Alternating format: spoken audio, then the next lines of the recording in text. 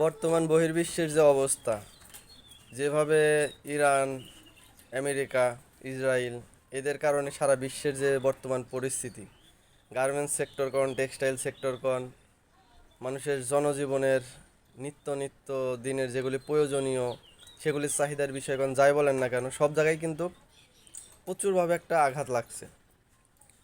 তো যারা এখনও চাকরি করতেছেন, অনেকের ফ্যাক্টরি হয়তো বন্ধ হয়ে যাচ্ছে, অনেকের ফ্যাক্টরি এইভাবে চলতে থাকলে হয়তো বন্ধ হয়ে যাবে। অন্য একটা ওয়ে খোঁজেন, অন্য একটা চিন্তাধারা খোঁজেন, ভালো ব্যবসা খোঁজেন। যদিও বর্তমানে ব্যবসা করার মতন পরিস্থিতি নেই, তবে একটা কাজ লাগাইতে পারেন, কৃষিকাজের দিকে মনোনিবেশ করতে পারেন। এটা সারা বিশ্বে কেন, পৃথিবীতে যুদ্ধ লাগলে পরেও কৃষিকাজের চাহিদা কমবে না। হ্যাঁ, হয়তোবা কৃষিকাজ মিটাইতে একটু কষ্ট হবে, পানি, সার, বিভিন্ন কিছু সমস্যা হবে, কিন্তু সাকসেসফুলি যদি আপনি সেটাকে কমপ্লিট করতে পারেন, এটা বিক্রি করার জন্য বা আপনার অর্থের জন্য কোনো সমস্যা হবে না। তাই চেষ্টা করতে পারেন কৃষি রিলেটেড যে কোনো একটা বিজনেসের দিকে নিজেদেরকে আগায় নিয়ে যাওয়ার জন্য।